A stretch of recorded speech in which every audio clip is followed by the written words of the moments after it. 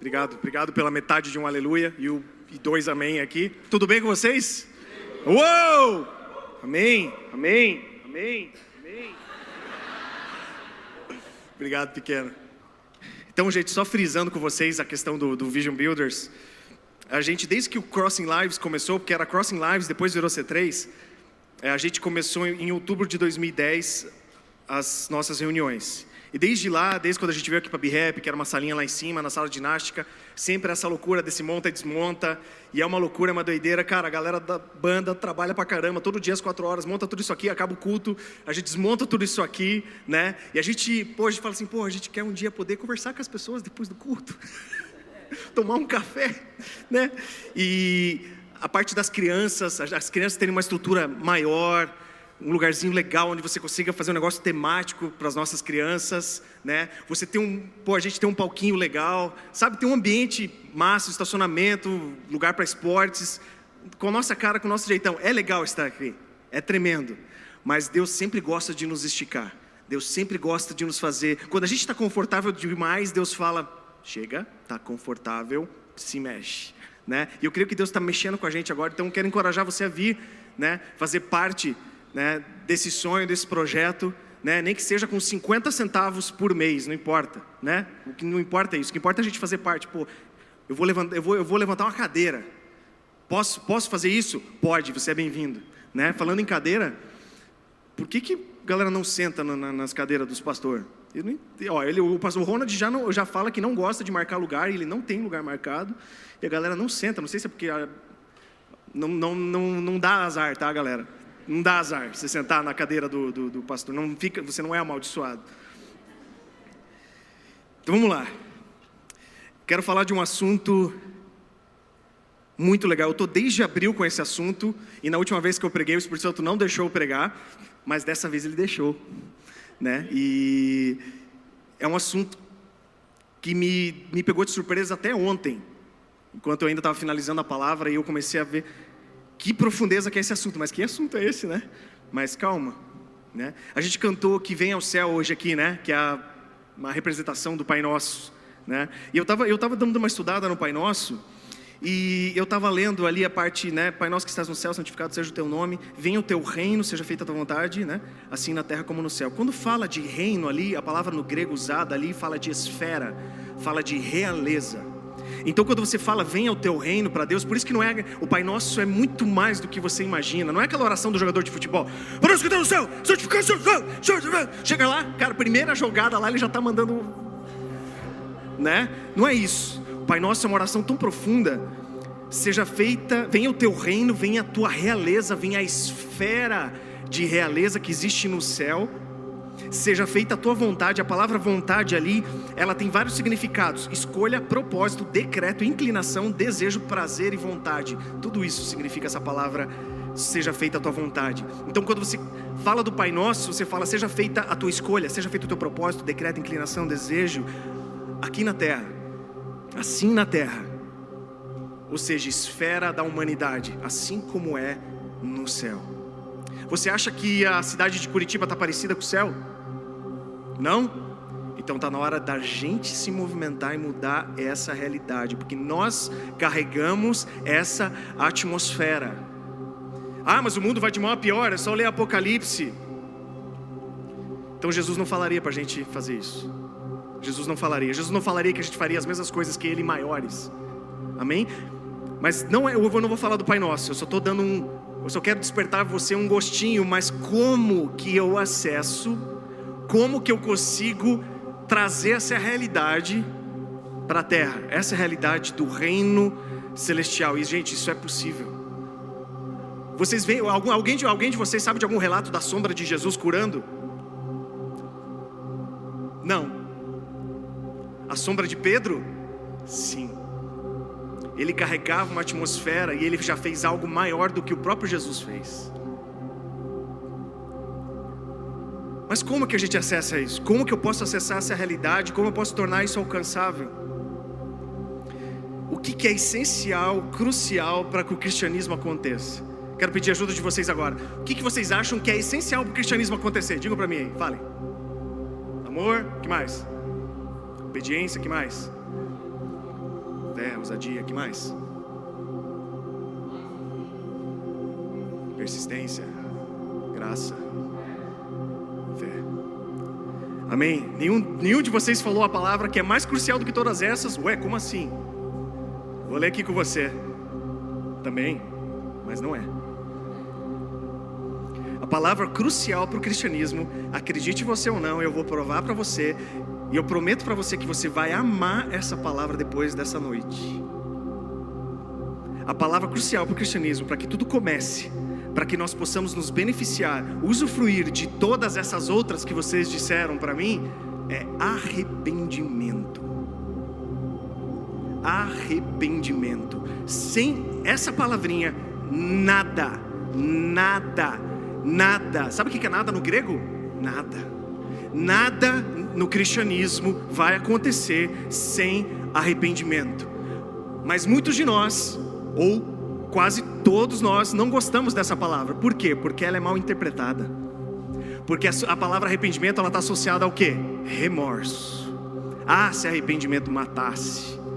Sabe essa expressão? É aquela coisa assim, pô, não teria ficado com aquele cara. Arrependimento é uma palavra na qual precisamos nos apaixonar.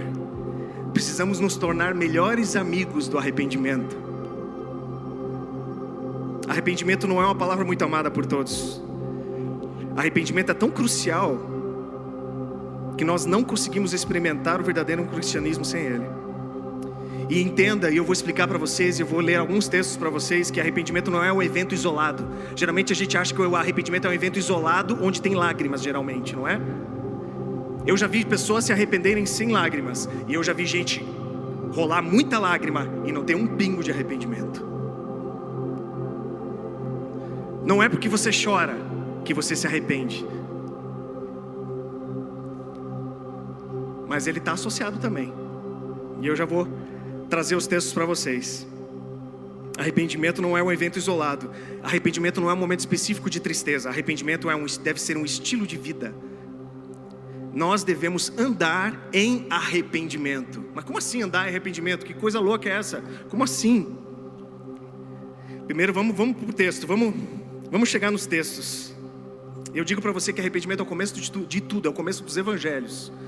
O evangelho, ele começa com o arrependimento. Ele começa com um homem chamado João Batista. Eu vou ler o texto com vocês. Mateus 3, de 1 e 2 e 7 e 8. Mateus 3, 1 e 2, 7 e 8. Vamos lá. Naqueles dias surgiu João Batista pregando no deserto da Judéia. Ele dizia: arrependam-se, pois o reino está próximo. Quando viu que muitos fariseus e saduceus vinham para onde ele estava batizando, disse-lhes: raça de víboras, quem deu a vocês a ideia de fugir da ira que se aproxima? Deem fruto que mostre o arrependimento. Deem fruto que mostre o arrependimento. Nós vemos aqui o começo de tudo. Antes de Jesus se manifestar, antes de Jesus aparecer para ser batizado, nós vemos o homem que o próprio Jesus considera como o maior profeta de todos. Jesus fala que nenhum homem nascido de mulher era maior do que João Batista. E o discurso daquele homem, ele girava em torno de uma palavra: arrependam-se, arrependam-se, arrependam-se, pois o reino dos céus está próximo. Mas talvez você possa me dizer: não, mas isso só foi João Batista. Ele estava falando isso porque ele estava preparando o caminho para Jesus. Então as pessoas antes ali e tal tinham que se arrepender, mas isso terminou ali com João Batista. Você pode pensar dessa forma, mas vamos seguir adiante. Então Jesus foi batizado. Lembra que Jesus foi batizado? Ele até resistiu. O João Batista resistiu batizar Jesus. Como assim? Jesus, eu não sou digno nem de tirar as sandálias dos teus pés, e você quer que eu te batize num batismo de arrependimento? Mas desde quando Jesus precisava se arrepender de algo? Jesus era um homem sem pecado, mas Jesus falou assim: é necessário que se cumpra a justiça. Ou seja, tudo que Jesus fez, ele estabeleceu um modelo. Tudo que Jesus fez, ele estabeleceu um padrão a ser seguido. Jesus é o nosso mestre e nós somos os seus discípulos. Se Jesus sofreu um batismo de arrependimento sem pecado, quanto mais eu e você, né? Cara, os cuspes são inevitáveis, cara. Cara, eles iam, por isso que ninguém fica aqui. Muito bom. Muito bom, ok. Então vamos lá. Mateus 4, 17. Mas antes de chegar lá, tira aí, ainda não. Lembra que Jesus foi batizado, né? E ele foi lá para o deserto para ser tentado, lembra? O Espírito Santo levou Jesus para ser tentado por Satanás no deserto. Ficou 40 dias lá, então ele sai do deserto e aí ele começa o ministério dele. E aí ele começa a ir de cidade em cidade, de cidade em cidade. E sabe qual foi a primeira pregação de Jesus? Mateus 4:17. Vamos lá. Daí em diante Jesus começou a pregar: arrependam-se, pois o reino dos céus está próximo. Arrependam-se, pois o reino dos céus está próximo. Então, antes de Jesus e o começo de Jesus, o começo do ministério do próprio Senhor Jesus começa com essa mensagem: arrependam-se. Ainda você não está apaixonado por essa palavra, mas você estará no final dessa noite. Por isso eu digo hoje a vocês, eu estou aqui em nome de Jesus. E sabe quando a gente fala em nome de Jesus? Em nome de Jesus não é uma palavrinha mágica onde você fala assim: em nome de Jesus, cadeira se mexe. Em nome de Jesus, cadeira se mexe. Não é uma palavrinha mágica. Quando você fala em nome de alguém, significa que essa pessoa te dá uma procuração para você falar no nome dela. Então você fala assim: em nome de Jesus me dê um carro. Aí Deus olha para Jesus e fala: Jesus, você pediu? Não, eu não pedi. Então não funciona você falar em nome de Jesus. Mas eu estou aqui em nome de Jesus dizendo a vocês: arrependam-se. Arrependam-se, pois o reino dos céus está próximo. Arrependam-se. Eu confesso que eu estou apaixonado por isso. Apaixonado. Eu quero andar todo dia, minuto a minuto, em arrependimento. O próprio Jesus começa seu ministério pregando arrependimento. Vamos lá, vamos para Lucas 13. Lucas 13, 1-3. Naquela ocasião, alguns dos que estavam presentes contaram a Jesus que Pilatos misturara o sangue de alguns galileus com o sacrifício deles. Jesus respondeu: vocês pensam que esses galileus eram mais pecadores que todos os outros, por terem sofrido dessa maneira? Eu digo que não. Mas se não se arrependerem, todos vocês também perecerão. Mais uma vez Jesus falando do arrependimento aqui, que é necessário o arrependimento para que a gente não pereça. Arrependimento. Mas vamos dar uma pausa e entender o que é realmente isso, o que isso significa. Ainda está muito subjetivo, né? Está muito aberta a opinião ainda isso aqui, né? Mas no reino de Deus, a minha opinião não funciona. A sua opinião não funciona no reino. Somente a opinião de Jesus funciona no reino, porque o reino é dele, não é nosso. Então não existe cristianismo do nosso jeito. Ah, eu penso assim, eu acho que é assim que funciona. Não, você pode pensar do jeito que quiser, mas não vai funcionar do jeito que você acha que vai funcionar. Só funciona do jeito de Deus. E um dos princípios para que tudo comece é o arrependimento, mas não apenas o começo, mas o processo até o fim. A palavra arrependimento, em todos esses textos, essa palavra arrependimento, nessa palavra do grego, ela é citada 32 vezes no Novo Testamento. E quando Jesus falou, quando João Batista falou, e outros textos que eu vou mostrar para você, é a palavra metanoeu. Metanoeu, que traduzindo para o português, metanoia. Essa palavra metanoia, olha o significado disso. A definição da palavra arrependimento no original: mudar a mente, mudar o homem interior, pensar diferente, reconsiderar moralmente, sentir compunção. Isso significa arrependimento, metanoia.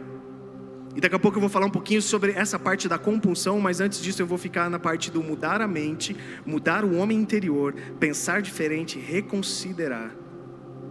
Vamos para mais alguns textos aqui. Vamos ler a Bíblia, que a Bíblia ela é suficiente. Vamos lá, Atos 3:19. Então Pedro está pregando lá, o cara se levanta, prega, 3.000 pessoas aceitam Jesus na primeira pregação do cara. E olha o que ele diz em Atos 3:19: arrependam-se, pois, e voltem-se para Deus, para que seus pecados sejam cancelados. Arrependam-se, mudem a mente, mudem o homem interior, pensem diferente, reconsiderem, mudem a mente, pensem diferente. Atos 17:30, vamos para Atos 17:30.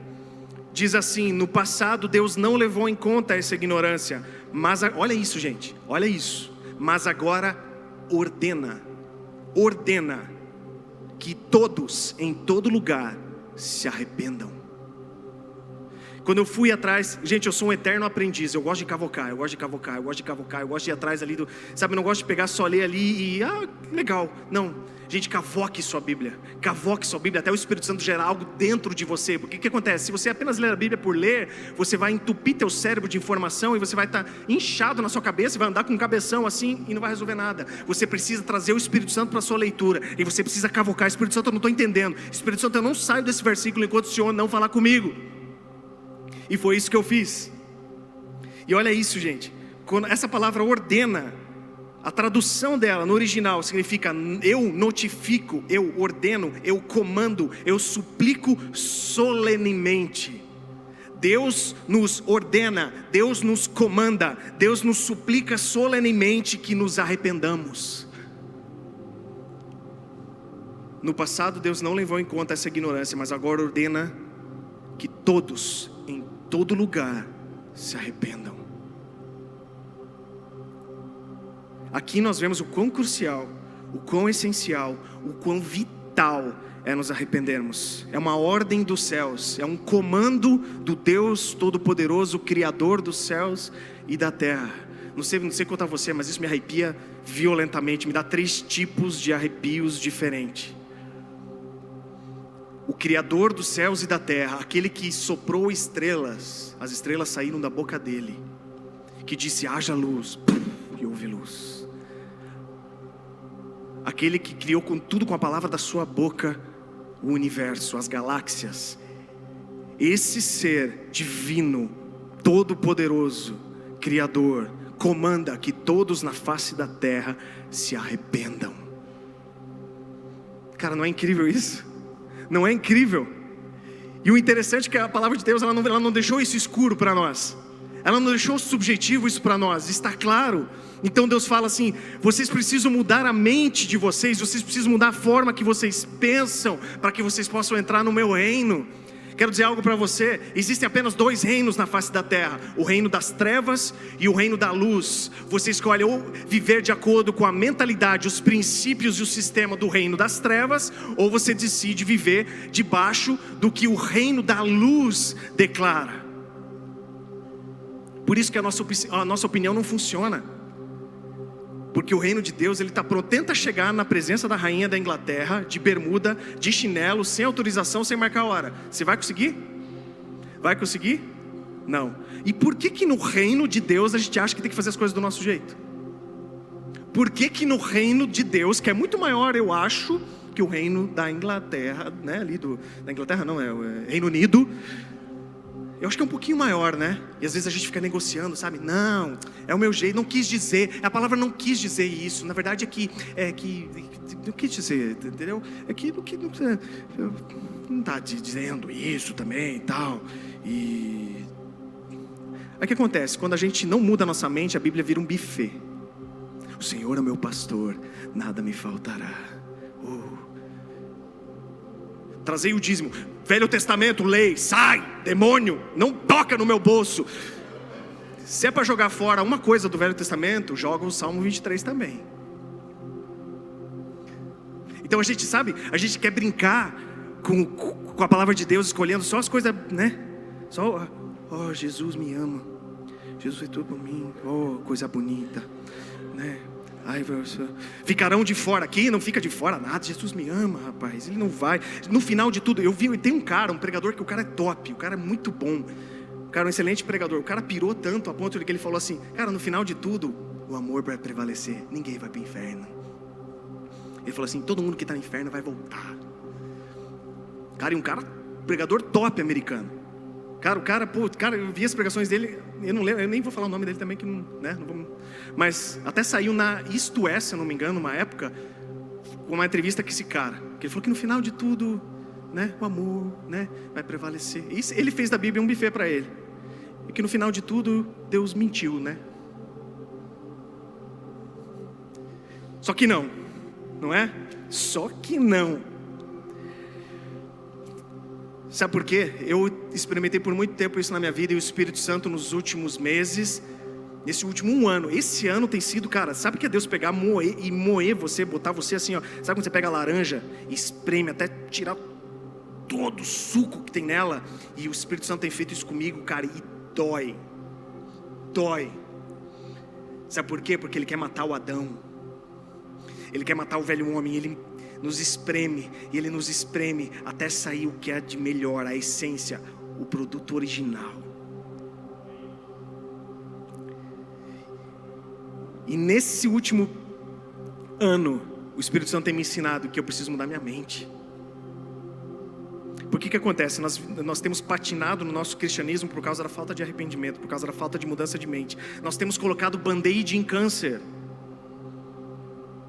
Nós temos tentado soluções paliativas para resolver um câncer na nossa alma, um câncer na nossa mente. Nós temos tratado os sintomas apenas, e temos andado em círculo apagando os incêndios pontuais a vida inteira.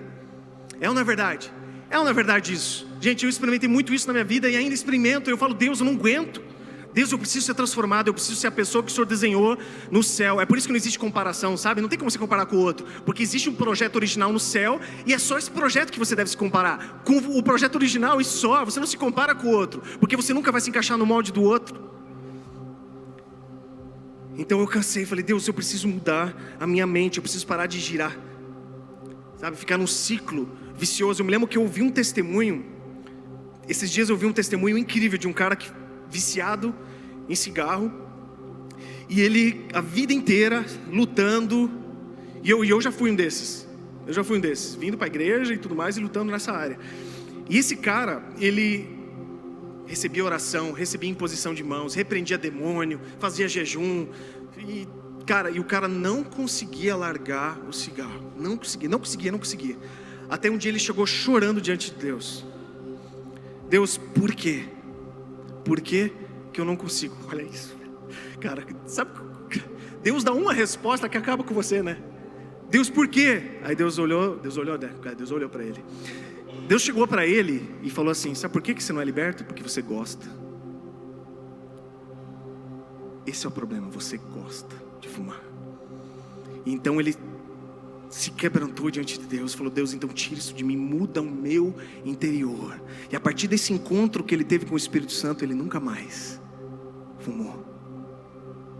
E nós temos andado em ciclos, em pecados repetidos, em áreas, por quê? Porque nós tentamos primeiramente, nós temos como cristãos tentado remover hábitos e comportamentos externos. Para de fazer sexo com a sua namorada. E o cara fala assim, mas eu gosto, não vou parar. Eu até quero agradar a Deus, mas eu gosto, é gostoso. Para de olhar para a mulherada, cara. Para de olhar para a mulherada na rua, por exemplo. Para de olhar e desejar as mulheres.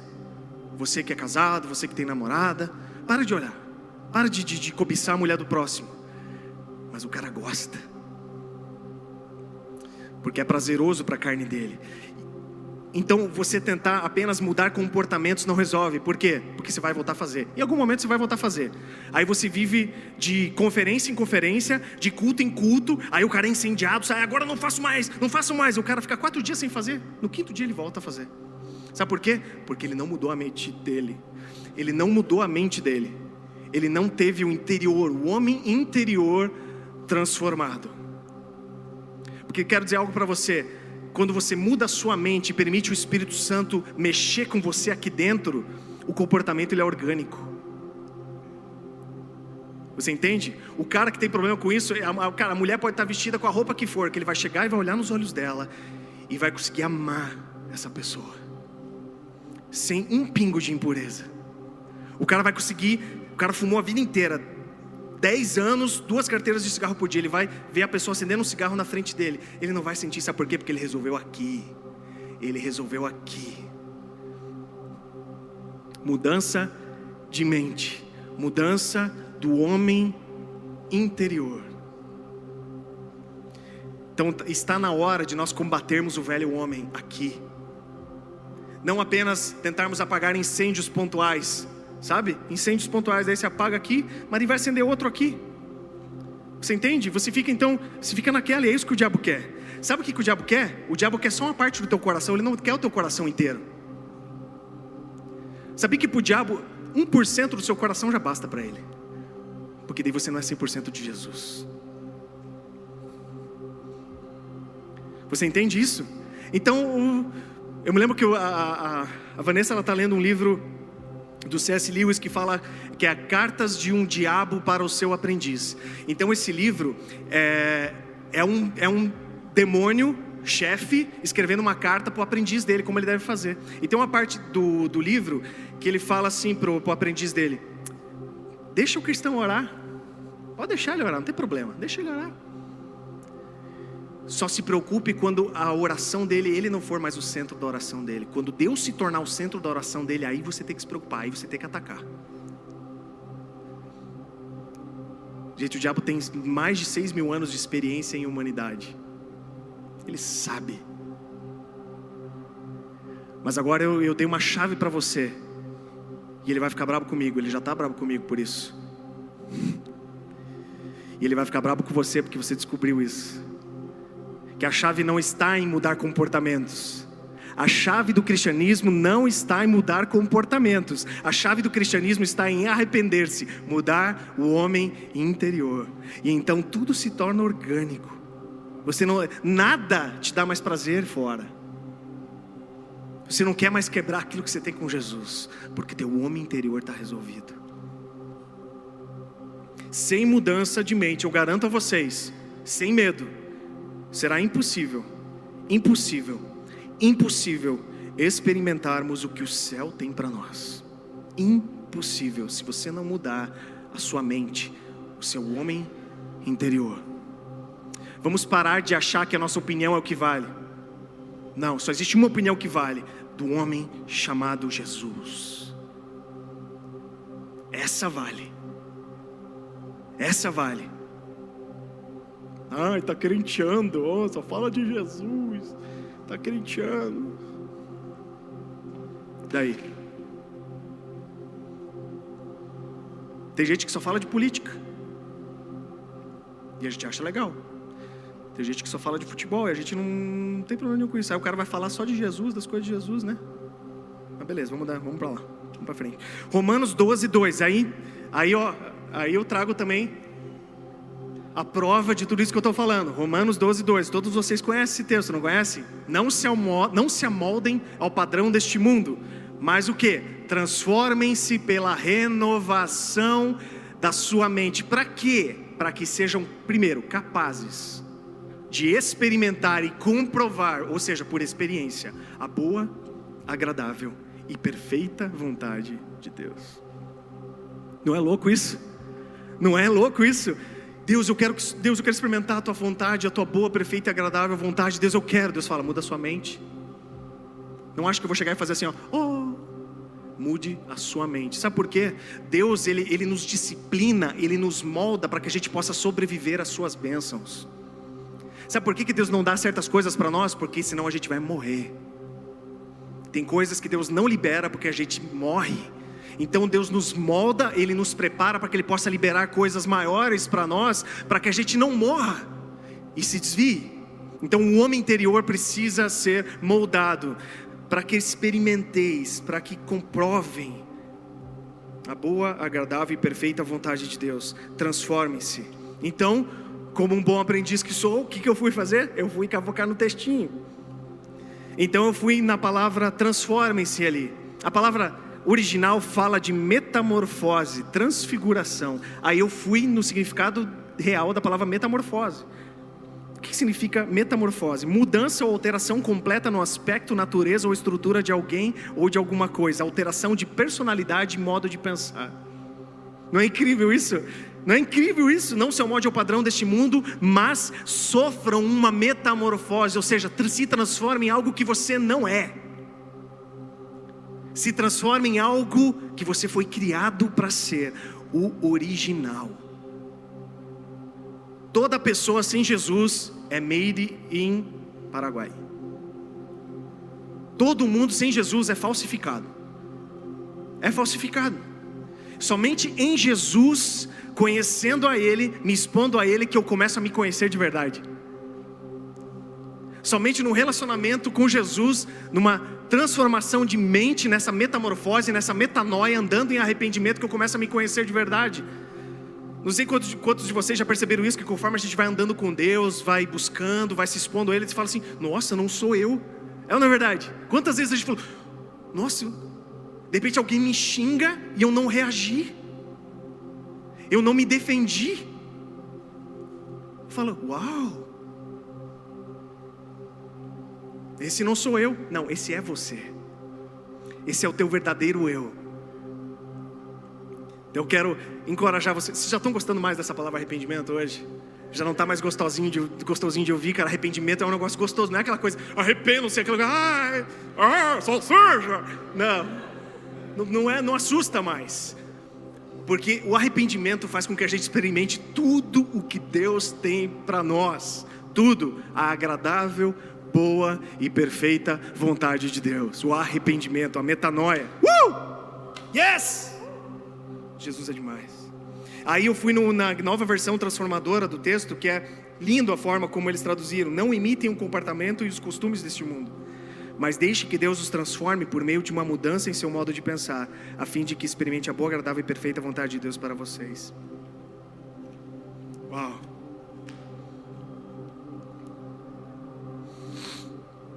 Mas nós temos 2 tipos de arrependimento: o arrependimento da China e o arrependimento original. Me perdoe, você que é chinês, é só em tese, tá? Não é, entendeu? Nós te amamos, o chinês, né? Não é. Não, prefiro dizer made in Paraguai, que vem da China. Ok, meu Deus. Temos 2 tipos de arrependimento. Nós temos o segundo Deus, o arrependimento segundo o céu, que gera transformação, que gera metanoia. E nós temos o arrependimento segundo o mundo, que gera remorso. 2 tipos de arrependimento. E aqui eu quero exemplificar para vocês 4 tipos de pessoas que tiveram esses 2 tipos de arrependimento. O primeiro é o de Pedro. Lembra que Jesus falou para ele que ele ia negar 3 vezes, né? E depois que o galo cantasse 3 vezes e tal. E lembram-se que então ele negou, aí ele até xingou lá o pessoal, nossa, você está com eles. Jesus falou, daí ele começou a amaldiçoar, xingar, gritar com a galera, eu não conheço esse homem. E na hora que ele fala, eu não conheço esse homem, Jesus passa e olha nos olhos daquele homem. Já pensou, já imaginou a cena? Eu não conheço esse homem pela 3ª vez. Então Jesus passa e olha nos olhos dele. Então aquele homem, aquilo veio como uma faca no espírito dele. E a Bíblia fala que ele então saiu e foi chorar amargamente. Pedro foi chorar amargamente. E aí me diz, o arrependimento de Pedro é segundo Deus ou segundo o mundo? Segundo Deus, é ou não é?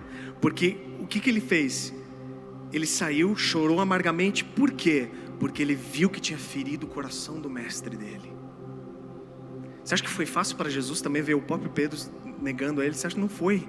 Então Jesus vê aquela cena, imagina a sensação no coração de Jesus. Então Pedro vê, Só que olha o que produziu. Não gerou remorso, gerou um arrependimento genuíno que transformou aquele homem, não mais aquele homem medroso, não mais aquele homem explosivo que saía xingando, saía batendo, mas tornou aquele homem no grande apóstolo Pedro. O grande apóstolo Pedro que pregou e milhares de pessoas vieram a Jesus. O apóstolo Pedro que não tinha mais medo da morte, e quando ele estava diante da morte falou assim, me crucifique de ponta cabeça, que eu não quero ser morto igual ao meu mestre. E aquele homem foi crucificado de ponta cabeça, sem medo da morte. O que aconteceu com aquele homem? Ele teve um arrependimento genuíno, ele teve uma mudança de mente, ele teve uma mudança interior, ele teve uma metanoia. Esse homem teve um genuíno arrependimento que gerou frutos. Lembra no texto anterior que eu li lá no começo, que fala, deem frutos que mostrem o arrependimento, e Pedro fez. Pedro gerou os frutos a ponto de que foi a vida desse cara? O que foi a vida de Pedro? Mas nós temos um outro tipo de arrependimento que não é o padrão de Deus, mas é o padrão do mundo, que é o de Judas. Judas teve seus planos frustrados e então sentiu remorso. E se você ler o texto, ele até confessa, ele fala assim: eu pequei, um sangue inocente, eu pequei. Mas ele se viu apenas com os planos frustrados, ele se viu apenas com a sua reputação manchada. E o que gerou na vida desse homem? Não gerou frutos. Não gerou frutos para o reino e não gerou metanoia. Gerou o quê? Morte. Ele sentiu um remorso tão profundo que ele foi e se matou. Então nós temos aqui dois tipos de arrependimento. Nós temos aqui Pedro, que esmagou por dentro o ser dele, porque ele machucou o coração do seu mestre. E nós temos aqui Judas, que era um cara que era extremamente apegado ao dinheiro, que era um cara que estava realmente só querendo enriquecer em cima de Jesus. E ele viu que o plano dele ficou frustrado, ele acabou ficando exposto. Ele apenas sentiu um remorso, ele não sentiu um genuíno arrependimento. E ele foi lá e morreu. E tem mais dois tipos de arrependimento aqui. Isso aqui é tremendo, tremendo. Nós temos aqui Davi e Saul. Davi e Saul. Saul foi ordenado por Deus para ir numa batalha em certo lugar e matar todo mundo. Essa era a ordem: matar tudo. O rei, os animais, mulheres, crianças, tudo. Aí o que ele fez? Mas ele era um cara muito espiritual. Então o que ele fez? Peraí, vamos deixar o rei vivo, porque vai mostrar que a gente, olha que vitória, nossa, que tremendo. Vamos deixar o rei vivo e vamos separar os melhores animais. Os melhores aqui, não mata os melhores animais. Aí o que a gente vai fazer? A gente vai dar um culto para Deus, um sacrifício para Deus. Poxa, vamos sacrificar aí, tá, o melhor, né? Então, né, ele tinha até uma boa intenção, até espiritual, né? Cara espiritual, vamos para Deus aqui, veja aqui a minha boa vontade, olha só o que eu fiz, né? Aí chega Samuel: por que você desobedeceu? Não é melhor obedecer do que sacrificar? Porque ele queria sacrificar. Aí Samuel fala assim: por que você prefere sacrificar do que obedecer? Não é melhor obedecer? Aí o que Saul faz? Pequei. Opa, se arrependeu. Saul se pequei. E ainda depois ele tenta se justificar. Ele fala: mas veja bem, e não sei o que, mas veja bem. E quantos de nós muitas vezes, tô fazendo para Deus, cara, ainda você vem aí, me chama atenção. Tô fazendo um negócio, quer fazer um negócio aí para Deus, ainda vocês pegam, fazer um negócio para Deus aí você vem falar ainda que eu tô errado, cara. Boa vontade, cara, no meu coração. Ele estava com boa vontade, mas olha o que ele fez. Ele fala assim: eu pequei, mas me honre na frente do povo. Por favor, não me exponha. Então nós vemos aqui um arrependimento assim: eu pequei, mas preserve o meu status, por favor.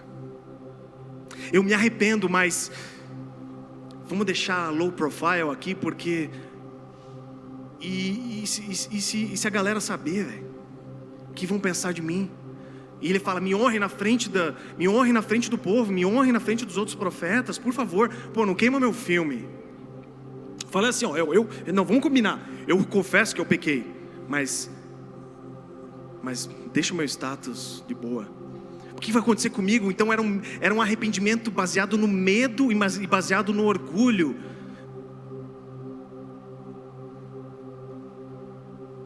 Sabe aquele arrependimento porque foi pego? Não é um arrependimento porque, sabe, ele foi pego, daí ele... É aquele arrependimento: se eu confessar, mas eu posso perder meu casamento, eu posso perder meus amigos, Ele se importou demais com o que os outros pensam. E esse arrependimento não é o que vem de Deus, porque ele é baseado no orgulho e ele é baseado no medo. Então a gente vê aqui o arrependimento de Judas e de Saul, arrependimentos que tinham lágrimas, que tinham confissão, mas não vinham de Deus. Não é louco isso? Sabe por quê? Porque não gerou metanoia, não gerou transformação, não gerou frutos que mostrassem o verdadeiro arrependimento. Por isso que eu falo que lágrimas não são o suficientes. As lágrimas existem, elas existem, mas nem sempre são o significado de um verdadeiro e genuíno arrependimento, que transforma o homem interior. E nós vemos o arrependimento aqui de Davi. E o que Davi fez foi muito mais feio do que o que Saul fez. Ele está lá no topo do palácio, vê aquela mulher linda tomando banho e fala: eu tenho que pegar, velho. Eu sou rei, eu vou dar meus pulos. Vou mandar o cara para a guerra, boto ele no batalhão de frente. Ele morreu na guerra, ué. Morreu, o que eu vou fazer? Vou pegar a mulher do cara. Tá tudo dentro da lei, tá ainda, tá legal, não tá? Ó, eu não, né? Vou fazer um negócio certinho, o cara morre, ela pode se tornar minha mulher. Então, né, vocês sabem a história, daí Natã chega lá para ele e conta essa história para ele como se um terceiro tivesse feito isso. Ele fala assim: esse cara tem que morrer, que absurdo. E Natã fala assim: esse cara é você. E o que Davi faz? Davi coloca o seu rosto em terra e ele fala assim: pequei contra os céus e contra ti.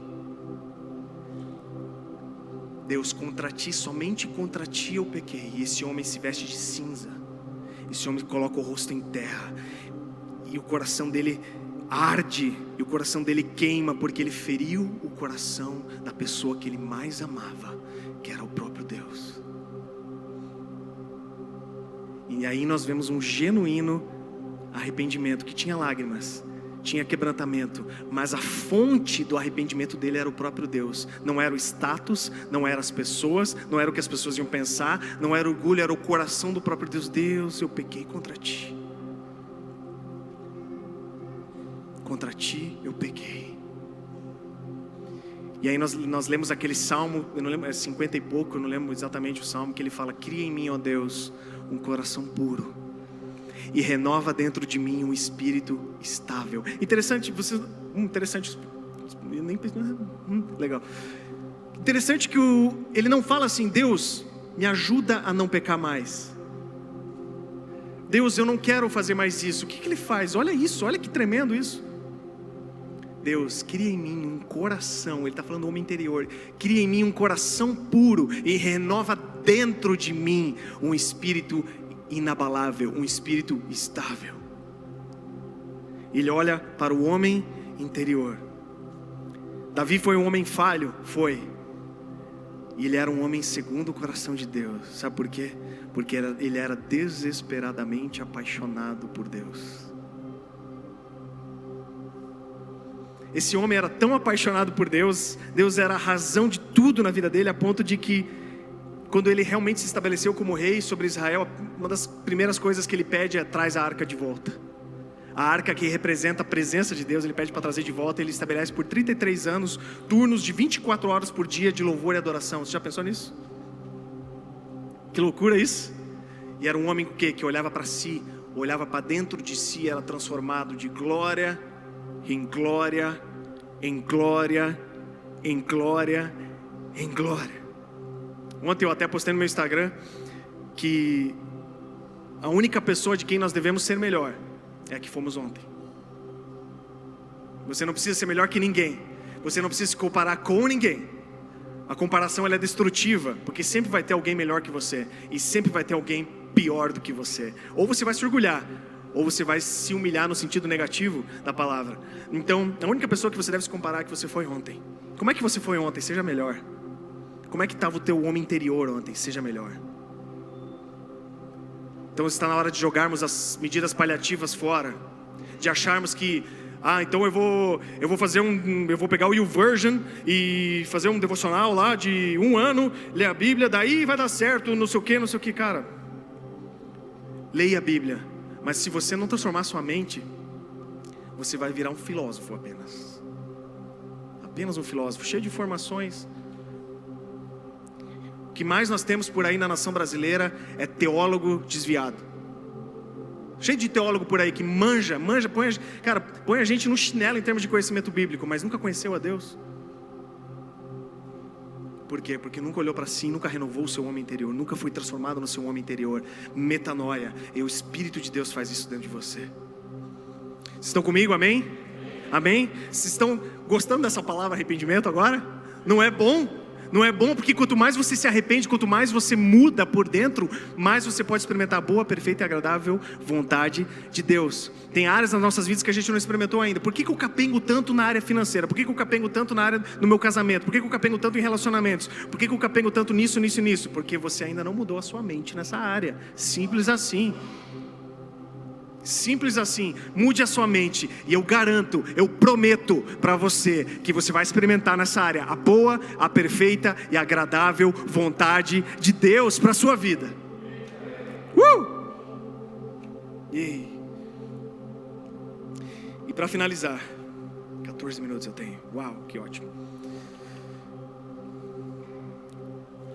Lembra que eu falei para vocês que eu ia falar sobre o último significado da palavra ali, metanoia, que está também relacionado com punção?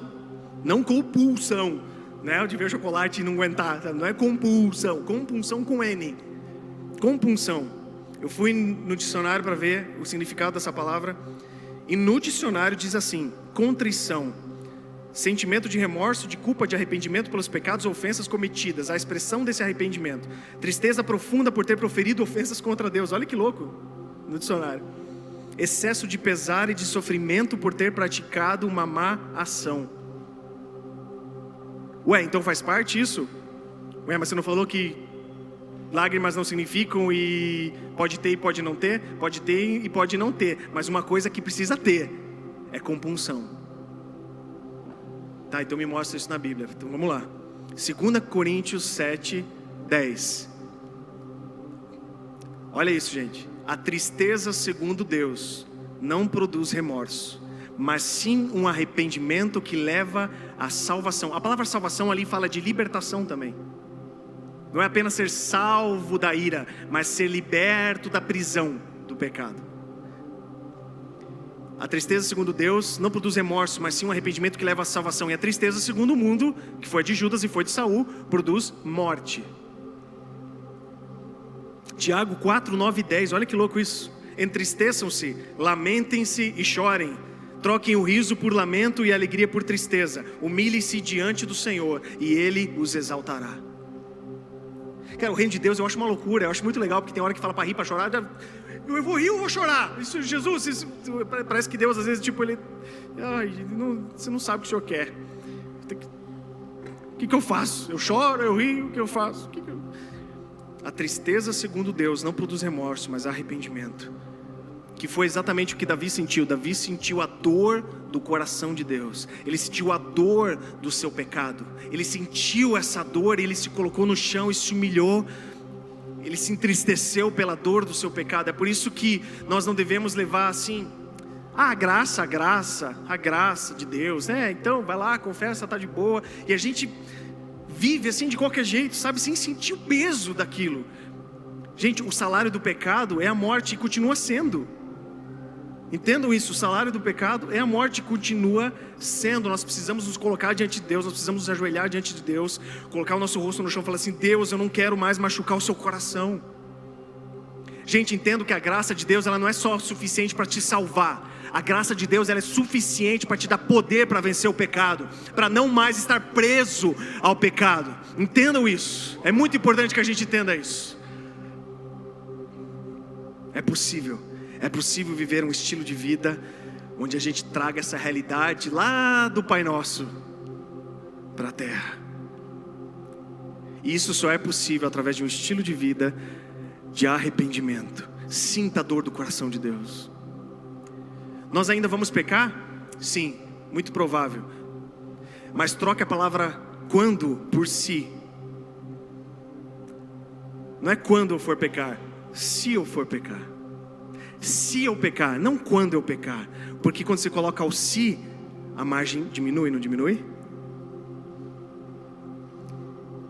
Vai acontecer? Vai. Estamos no processo? Sim. Deus nos ama? Sim. Ele vai nos ajudar? Sim. Em todo esse processo. Mas nós não podemos ter sentimentos deliberados de tá tudo bem. Nós precisamos sentir a dor, nos humilhar diante de Deus e falar assim: Deus, eu preciso ser transformado no meu homem interior. E sabe o que vai acontecer?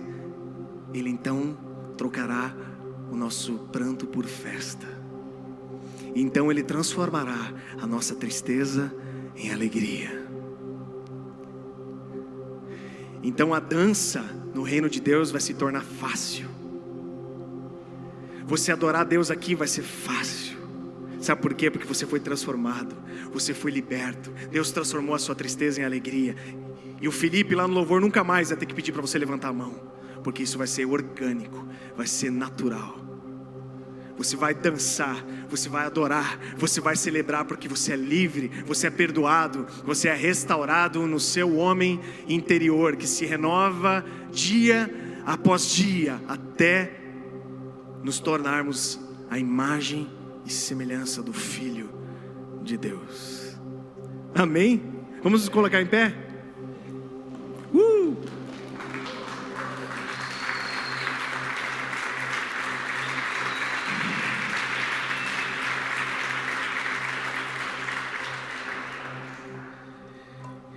Deus deseja ver alegria em meio ao seu povo, mas precisamos resgatar o choro.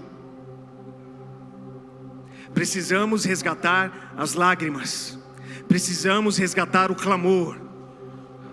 Precisamos sentir a dor que o coração de Deus sente por causa do pecado, por causa das pessoas que estão se perdendo lá fora. E aí então Ele transforma esse choro em festa. E então Ele transforma essa tristeza em alegria.